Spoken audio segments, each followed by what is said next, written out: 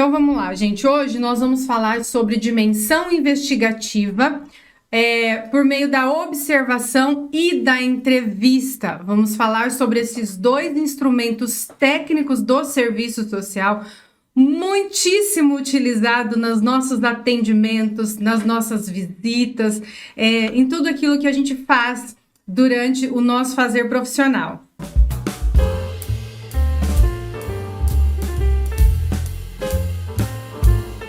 Então, para começar, antes de falar da observação e da entrevista, vamos falar um pouquinho sobre essa dimensão investigativa. Eu já trouxe para vocês aqui em algumas aulas anteriores, não me lembro qual, eu falei sobre essa dimensão investigativa do serviço social, vou trazer essas características e o conceito dessa dimensão, porque não é uma dimensão, não é uma investigação para punição. A gente não vai investigar para punir, verificar, chegar lá para você tentar verificar a veracidade, se é verdade, se não é verdade. Isso não cabe a nós. Vou chegar mais detalhadamente nessa parte aí da investigação da verdade. Não é o nosso papel, não é a nossa função. Nós temos a dimensão investigativa do serviço social no sentido, gente, de conhecimento. Essa dimensão, essa investigação é no sentido de conhecer uma realidade, é no sentido de pesquisar algo para aprender determinadas situações, é no sentido de questionamento, de desvelamento das relações de força, no sentido de análise da conjuntura. É como um pesquisador para identificar as expressões da questão social, para conhecer uma realidade, para conhecer uma dinâmica familiar. Então, o sentido de investigação é de conhecimento de realidade, não é investigação para punição. Para você poder produzir e elaborar, por exemplo, executar intervenções em determinadas situações, fazer com que aquelas pessoas tenham acesso aos direitos que são violados, fazer com que ela tenha acesso às políticas públicas, aos suprimentos das suas necessidades, nós precisamos, por meio de uma pesquisa, de uma análise, que é a dimensão investigativa, nós precisamos o quê? Conhecer aquela realidade, estudar aquela realidade. Tudo bem, gente, até aqui? Então, a observação e a entrevista, elas são instrumentos técnicos que constituem a dimensão investigativa. Por quê? A partir da entrevista e da observação, nós vamos ter uma coleta de dados. Nós vamos obter informações, vamos observar aquela realidade para elaborar, por exemplo, uma perícia social ou para elaborar, por exemplo, um relatório social, depende do espaço socioocupacional em que você está. Como eu atuo como perita, atuo na perícia social, geralmente eu me refiro muito à perícia social, aos requerentes, ao sócio jurídico, mas você que está aqui atua em diversos espaços socioocupacionais. Então, seja na saúde, seja na assistência, na educação. Então, a gente vai tratar aqui sobre a entrevista e a observação a partir da dimensão investigativa dentro de qualquer espaço socioocupacional. Geralmente, eu me direciono muito à perícia, tá? Porque é a minha atuação principal. Mas você vai colocando aí dentro do seu contexto de trabalho, tá? Então, vamos voltando aqui na entrevista e na observação. Elas têm relação técnica, elas são instrumentos técnicos e elas têm uma relação que é implementada para o levantamento de informações. É por meio da entrevista, é por meio da observação que nós vamos interpretar, dada a realidade, vamos interpretar ali a dinâmica dos sujeitos, das famílias, dos envolvidos, seja na perícia ou seja no seu espaço socioocupacional. Então, a intervenção, ela é feita por meio do conhecimento e é uma interação direta. A observação, a entrevista por meio da visita ou do atendimento onde você está, é uma interação, uma articulação dos nossos instrumentos técnicos, baseado também nas dimensões teórico-metodológico, ético-política e técnico-operativa que atuam juntas.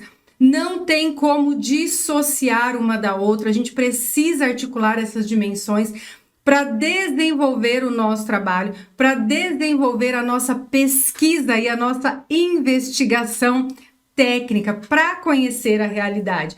Então, olha só, é uma interação direta com as demais dimensões do exercício profissional. Eu já falei aqui para vocês outras vezes que é impossível a gente dissociar estas dimensões. A gente precisa articular e trabalhar com elas juntas, sempre, para que a gente tenha um trabalho eficaz, um trabalho eficiente. Nós precisamos utilizar essas dimensões sempre articuladas.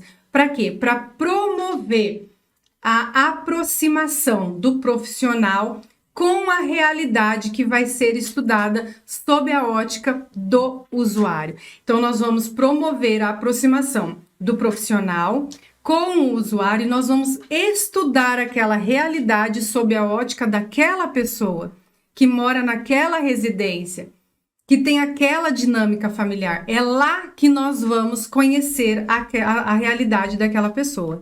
Então, olha só, esse aspecto ele é muito, muito importante, de entender essa investigação como uma pesquisa, tá? Como questionamento, como desvelamento das expressões da questão social.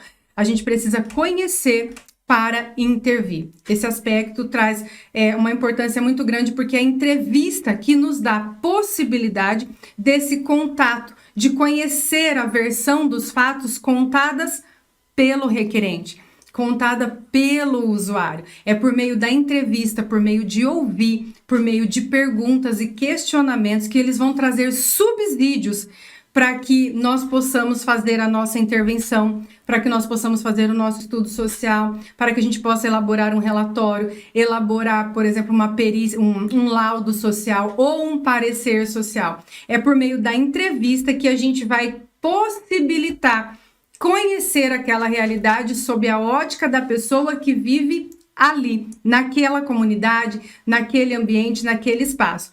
Então, eu vou apresentar para vocês aqui de uma maneira geral alguns aspectos bem relevantes durante o processo dessa dimensão investigativa, durante o processo da realização da entrevista com a observação, tá? Eu vou trazer aqui algumas informações que é importantes para você.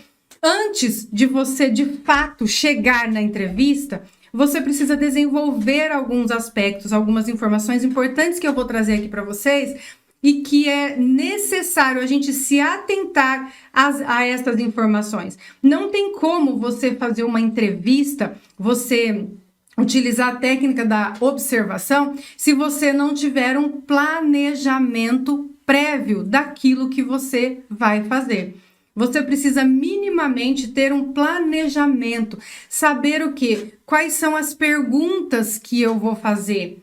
Eu vou começar por onde? Pela identificação de quem são aquelas pessoas, de quem é o requerente, de quem é o usuário, de quem é a família daquela pessoa que eu preciso atender ou que eu vou entrevistar ali, seja num atendimento, seja numa visita domiciliar, seja fazendo uma perícia, seja fazendo essa entrevista para qualquer outro fim que você está fazendo.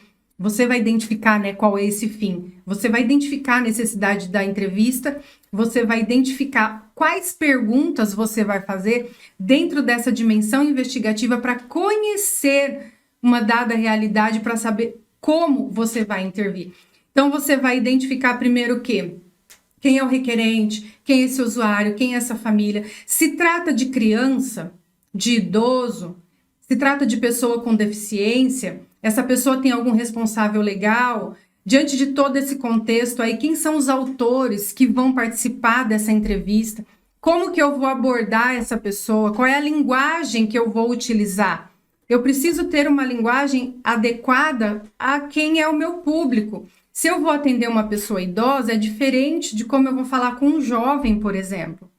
Se eu vou atender uma pessoa com deficiência, é diferente de uma criança, por exemplo, ainda que seja uma criança com deficiência, né?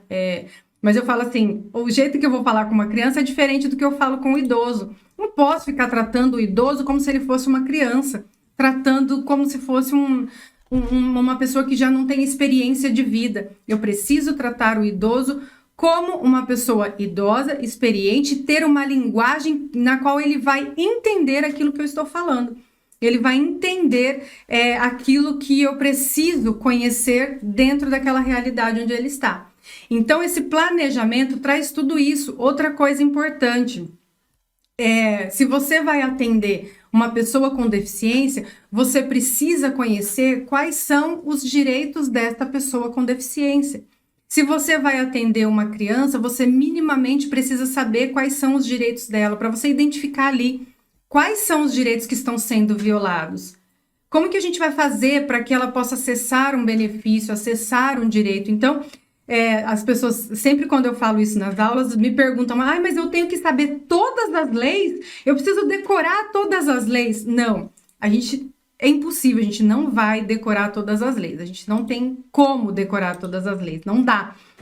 Mas quando você se planeja previamente, você sabe que você vai atender um idoso, você já vai lá no Estatuto da Pessoa Idosa e dê uma olhada no geral ali, porque você também precisa levar orientações para essa pessoa.